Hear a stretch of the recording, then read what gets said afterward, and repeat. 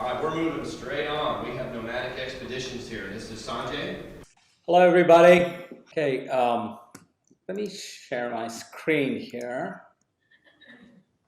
So, Nomadic Expeditions was actually originally founded in Mongolia by Jalsa Urupsharo, who is an American of Mongolian descent. Actually, his family came here after World War II, and there were a whole host of Mongolians that were repatriated as refugees to New Jersey.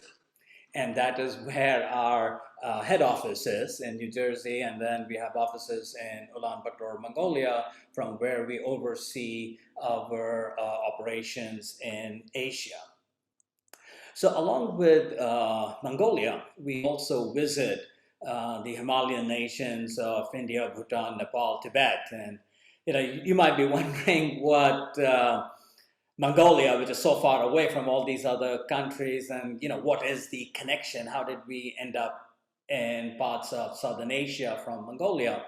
And that actually has to do with the common thread of Tibetan Buddhism.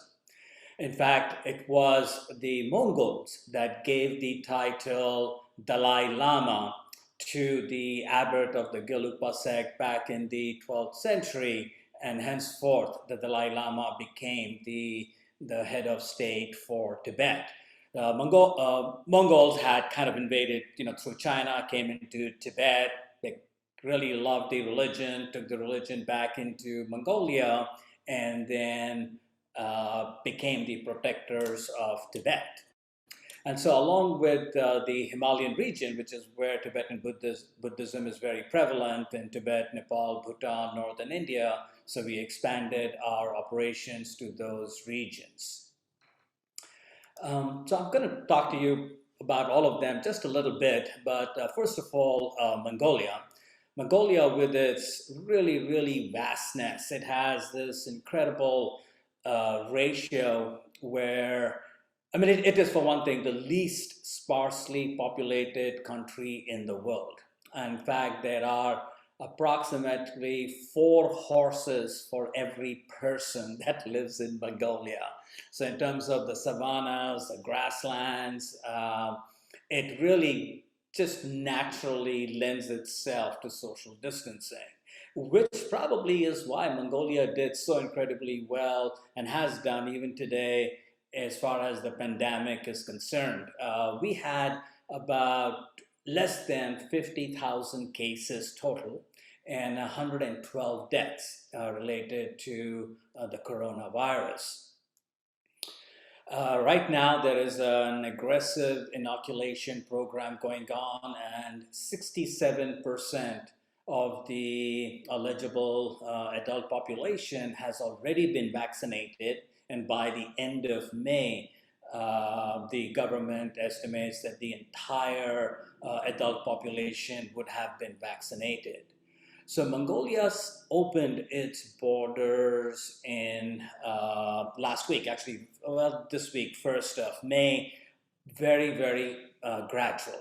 So what they have done is they've got about 16 international flights coming in the month of May, where people can, book tickets. But right now, it is only being open for Mongolian citizens or Mongolian passport holders and foreign nationals that have been working in Mongolia or have businesses there. And then starting June, it's going to start opening up slowly for travelers. And initially, it's going to be only for fully vaccinated travelers before it moves on to opening it up in with positive with tests taken, and if you are negative, you're free to walk around. Otherwise, you have to quarantine on arrival. There are 6 primary destinations within, or regions, I should say, within Mongolia that is great to consider. Ulaanbaatar is, of course, the capital, which is where you enter the country and you depart. Central Mongolia is an amazingly historical and cultural center. This is where Genghis Khan had his capital during the 13th century. And then in northern Mongolia, we have Lake Hovsgol, which is the largest freshwater lake in the country, and in western Mongolia, and are the eagle hunters that practice falconry using golden eagles. The southern part is got the Gobi Desert, and I'm going to go into a little more detail into all of these regions as we move on. So this is some photographs from central Mongolia.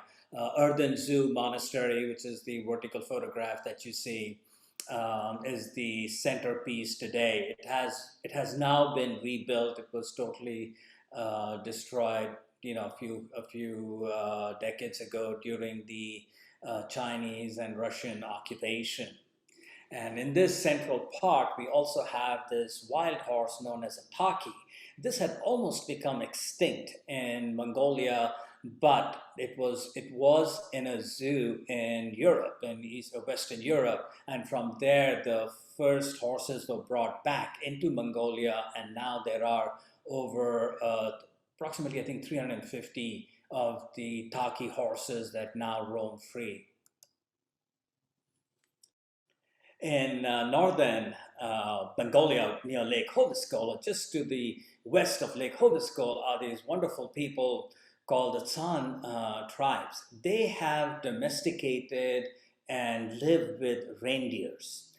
So they live in teepees, very much like the Native American style, but their pack animal is a reindeer, and that is what they travel with when they are migrating. In the West, when I mentioned about the golden eagle hunters, so the Kazakh people, they have for centuries now been working with golden eagles as their bird. And during the winter months, specifically, they go out with the eagles and they are hunting, small animals like foxes, rabbits, which is where the eagle gets the food and the people get the fur. So this particular tradition had almost again become extinct in Mongolia. And then 26 years ago, our founder Jalsa also co-founded what is now known as the Golden Eagle Festival. The idea was to bring pride of ownership and kind of re-energize the tradition since it was fast dying. And so they held a 3-day competition where they would test the eagle. As you see those little circles, so the eagle owner will be on a horse and he will start galloping to go further away when the eagle is released, and he calls the eagle and the eagle will then come and land on their hand. They just raise the hand like you see in this image. And the further they are when the eagle lands, the greater the score. And in fact, I don't know if you have seen this, but if you haven't, you should certainly put it on your list. And a movie called Eagle Huntress. It's a documentary style movie that was released about 6 years ago about a young girl, 14-year-old girl, who asked her father to teach her this, how to work with eagles. It's basically in Mongolia, it has always been a sport for the men. And women were never really encouraged to do this until she came along. And in 2014, she actually won the competition. And that really put the whole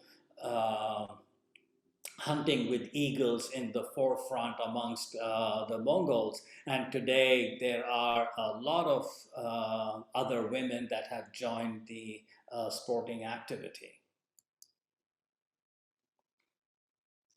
So headed south, we come to the Gobi Desert. And the Gobi Desert is an arid land, so it's not all sand dunes, but there are plenty of sand dunes for sure. Another fascinating spot, a natural wonder in the Gobi, are the Flaming Cliffs. That is the picture on the left.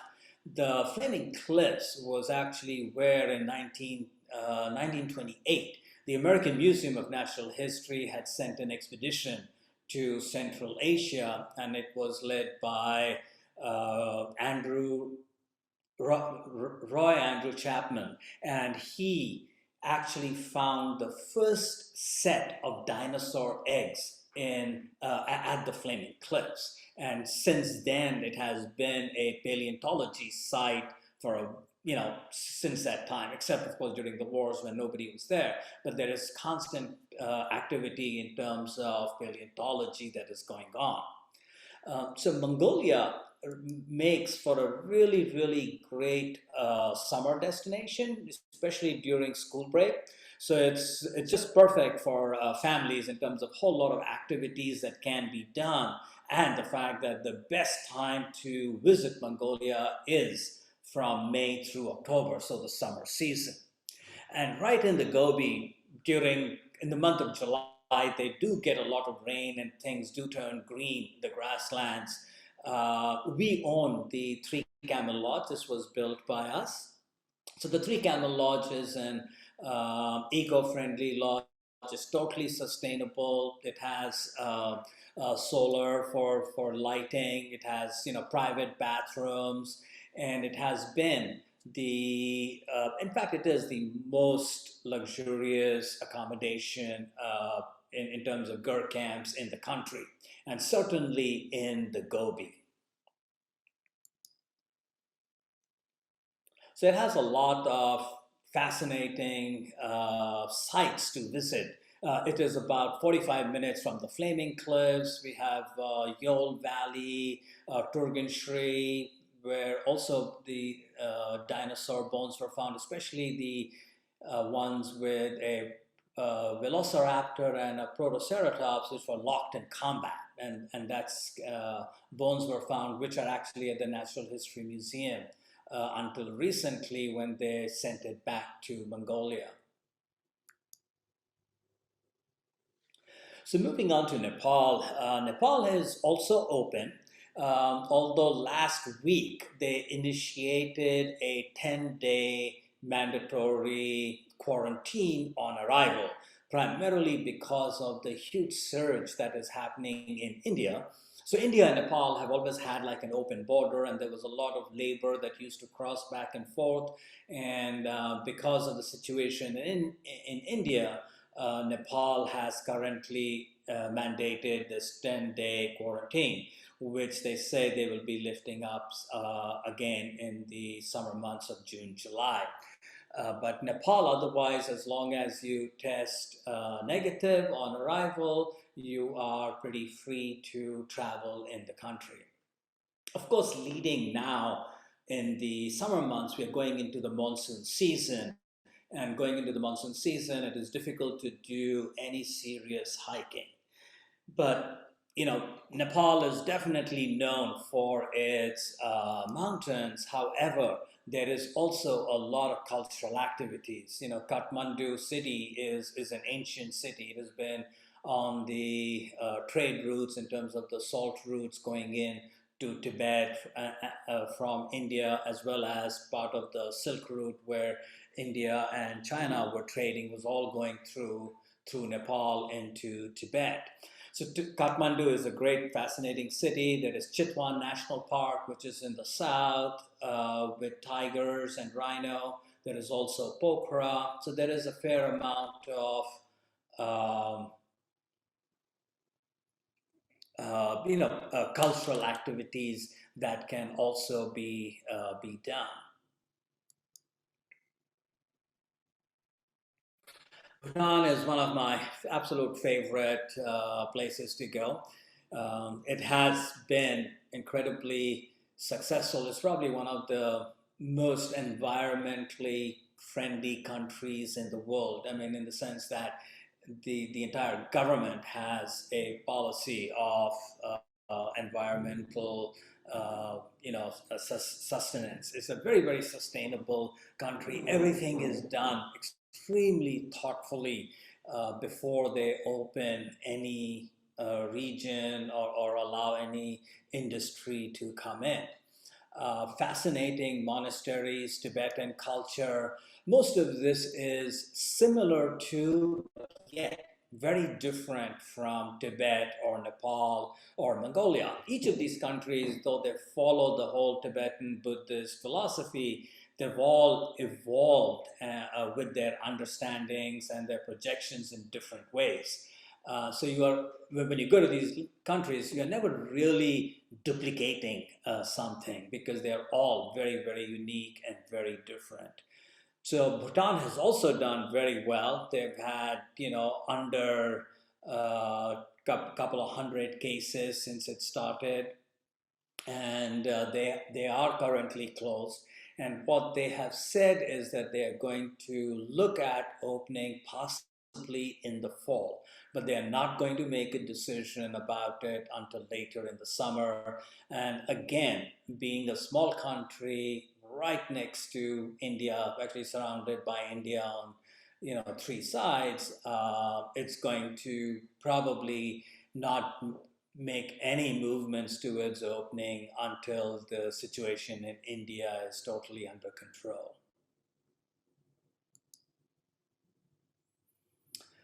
When we come to Tibet, the Tibetan season for travel is very similar to Mongolia in the sense it is the summer. And the reason for that is that Tibet is on the northern side of the Himalayan mountains.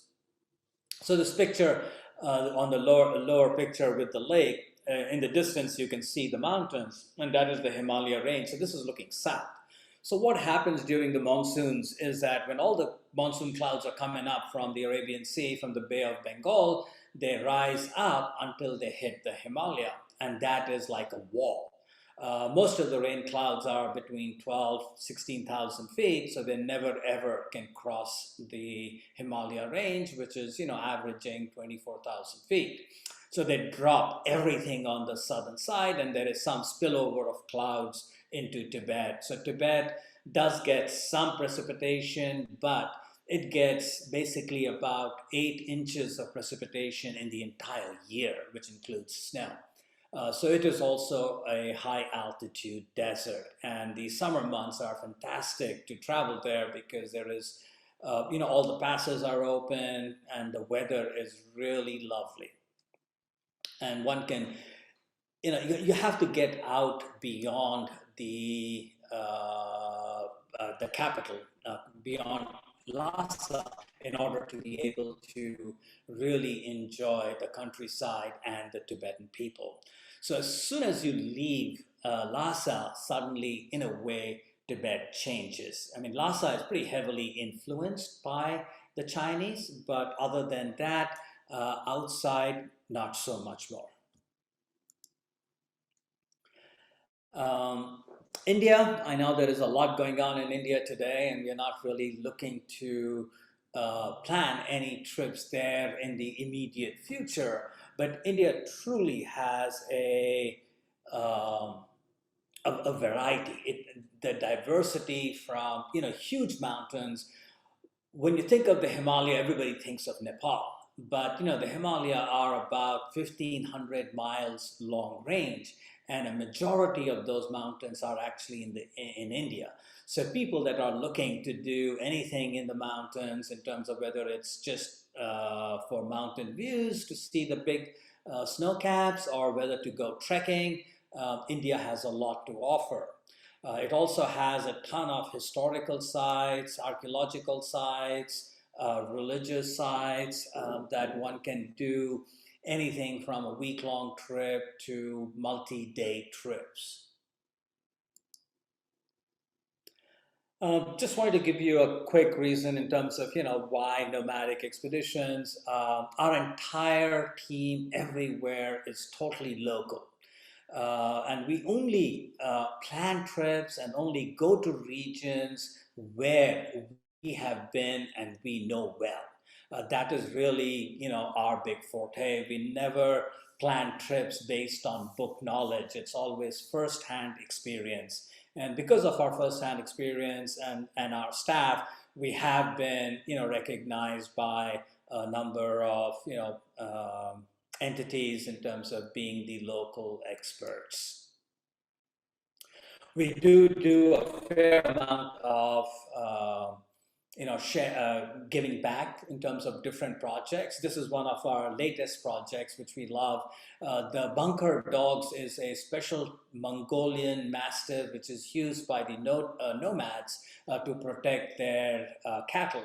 And this dog was also just starting to disappear.